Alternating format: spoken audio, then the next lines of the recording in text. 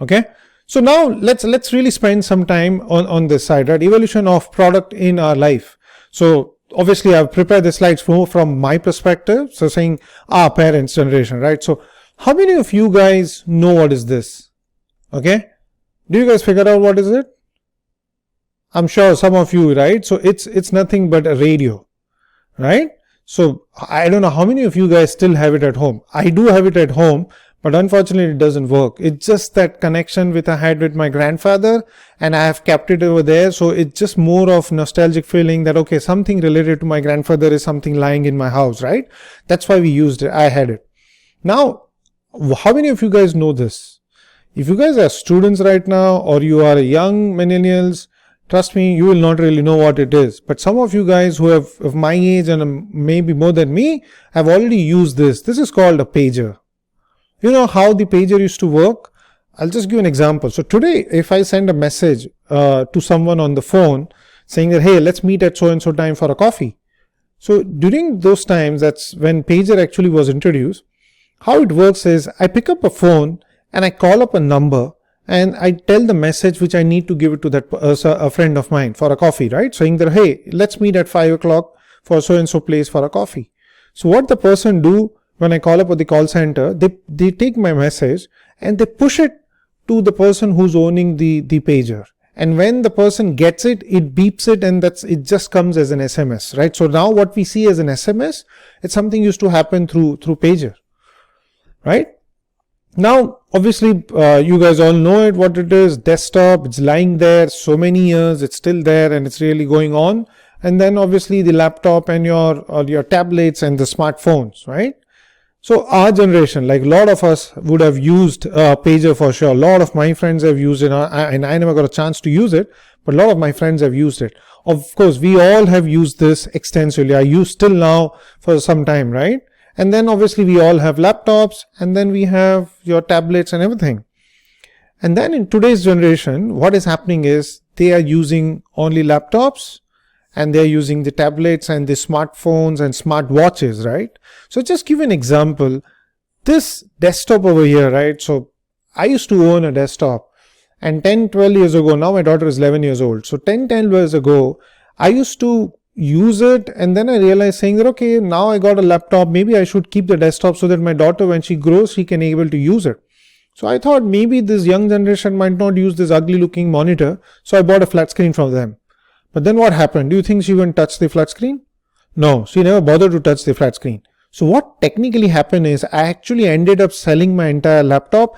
I just keep the CPU next to my bed where I keep my mobile phone at night. So it's use it like a table. And technically what happened, I thought maybe let me go and buy a Lenovo Yoga or something like a touchscreen kind of laptop, so that maybe my daughter will start using it.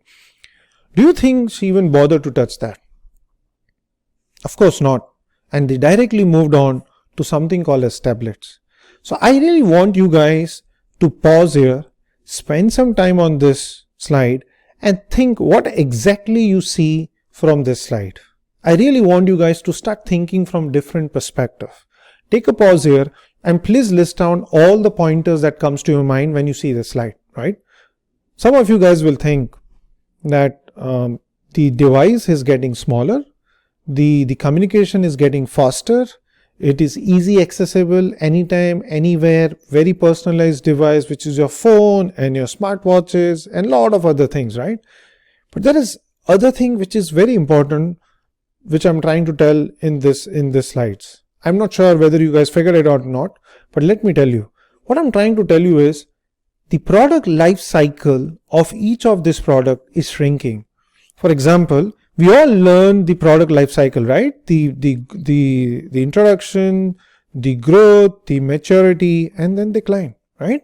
So when we see the product life cycle of a desktop, it's been years and years, 60 years, 50 years, it's still lying there and it's still there. So the product is still exists. People still do buy this kind of product. But over a period of time is what is happening is this life cycle, which was earlier 50 years to 80 years for a particular product, is actually getting smaller and smaller. From few years, it is actually getting to few months, right? Any example for a product that comes to your mind, which is the life cycle is only for a few months?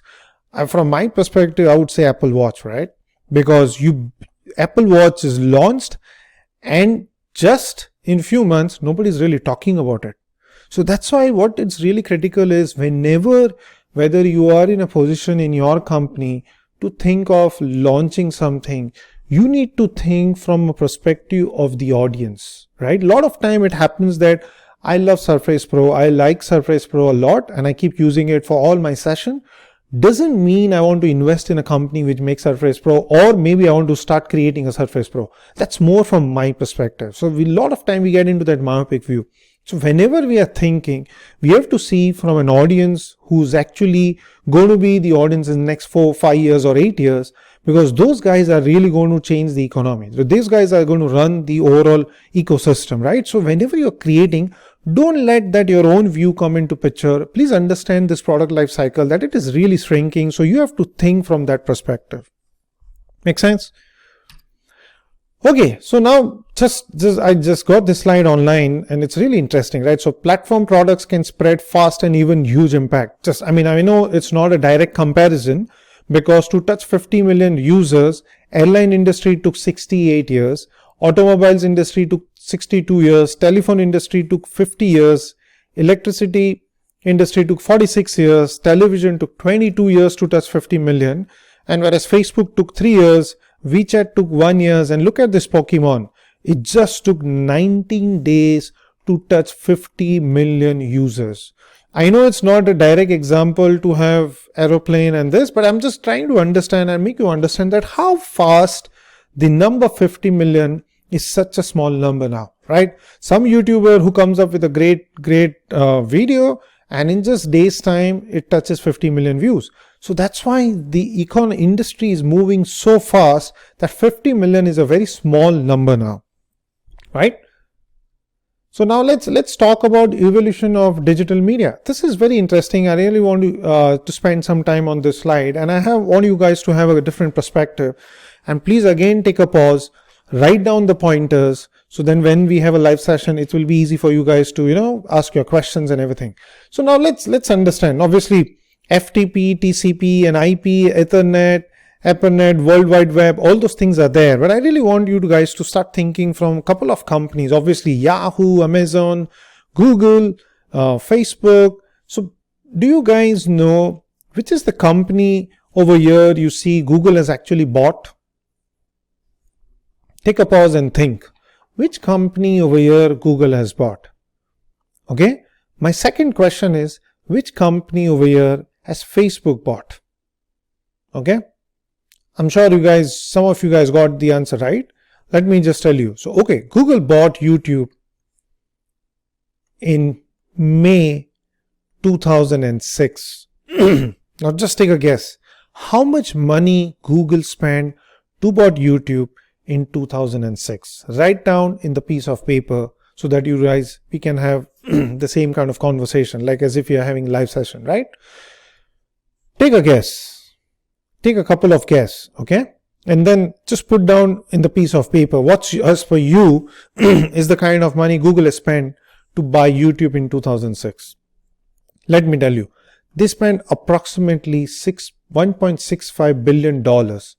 Please don't forget, this is in year 2006. The value of $1.65 billion now is way, way, way more, okay? Now let's take an example. Which company Facebook bought from here? I'm sure all of you guys really guessed it right. It's Instagram and in WhatsApp. Now, Facebook bought Instagram. Again, take a guess. How much Facebook paid to buy Instagram in around 2011, 10 or 11 or something like this? I don't really remember the year. Facebook paid on an approximately 800 million to $1 billion to buy Instagram. That's humongous amount of money Facebook spent, right? And take a guess. How much Facebook paid to buy WhatsApp? Okay, Facebook paid, if I'm not wrong, around $22 billion, $19 billion in shares, and some $3 billion in cash, right? If I'm not mistaken, this is the kind of money which Facebook has put to bought WhatsApp. Now, Very interesting. I want you guys to really think on this slide in a different perspective as to why do you think Google bought YouTube? What made Google bought YouTube when YouTube was not really that big? Okay, why they really bought that and what really made them decide to go and buy those YouTube? So if you guys are in your company in that level where you have to do and buy out a company, what are things you will keep into mind and what basis you'll go and buy those kind of product, right? So I want you guys to start thinking from that perspective. So let me tell you one thing. Same way, why do you think Facebook bought Instagram? And why do you think Facebook bought WhatsApp? Very clear, guys. Google bought YouTube because they had a data which told them what really their users were looking into. The data clearly are so critical, which really helps a lot of company experts and managers and managements to identify the next big company they should go after, right? So Google clearly identify the next big thing going to happen in future is YouTube, because a lot of people are talking and searching about video and certain other things. So obviously there was a no-brainer for Google to really go buy YouTube, right? And today if you see, Google has done, if you actually see, Google bought YouTube at much cheaper rate compared to what kind of money they are making, right? Same way with Facebook. Why Facebook bought Instagram? There are a couple of reasons, right? Because Instagram could have been a direct competition to Facebook. So rather than let the competition get bigger, it makes sense to just go and buy this competition. The other piece of information is like what the user does on Facebook, what user do on Facebook, right? So obviously Facebook has data which says that out of my 100 users, 95 to 98% of my users play around on Facebook with pictures, right? So it is no brainer that if I give a user something which they can use on Instagram in terms of filter, chances of people spending more time on Facebook is going to be more high, right? So it really makes sense for Facebook to really go after those kind of company. And that's why they bought Instagram. And the same way for Facebook was WhatsApp. The WhatsApp as a community was really growing in Asia, Brazil and other market. And it really made sense for Facebook to really go after. And now we know that how Facebook actually bought WhatsApp at much cheaper rate compared to what they could have actually bought right now. The kind of cost, the valuation which WhatsApp is going to get, it's crazy, right? So this is net really critical and important to understand that how companies are really buying. There is a reason for it. And very other important things you need to keep it in mind. What is the biggest asset of all these companies? What comes to your mind? What are the biggest asset of this company? Is it the offices they own, or what is their biggest asset, right? Just write down in the piece of paper. And I really want you guys to start really thinking from a different perspective, more from a digital perspective. One of the biggest asset, a lot of time you feel it's data. Data is there, but there is something more than data. The biggest asset for all these companies are users. All these companies are of no value without users. Is all of us stop going on these companies, then technically they don't have anything. So the biggest asset of all these digital companies are the users. And that's why they will never let anything bad happen to these users, right? So for them, users are the top priority. And that is one of the reasons you will never see an ad on the white page of Google where you go and search something, right? You will never see an ad there. Why? Because they don't want to upset the user. They don't want to have user feel a bad experience. And the same way with Facebook, you don't see ads running across on Facebook, right? They have a newsfeed ad which is very systematic. It comes inside the newsfeed. It takes the look and feel of the Facebook newsfeed, and that's not intuitive, right? It's very clear, clean kind of approach. That's why it is very important to understand that one of the biggest assets of all these companies are users, and then data are the byproducts of users. And obviously, there are various other companies like TikTok, ShareChat in India, a local product which is really grown to a complete different level. We're going to talk about such kind of products in later few modules. But net, this is how evolution of digital media has really happened.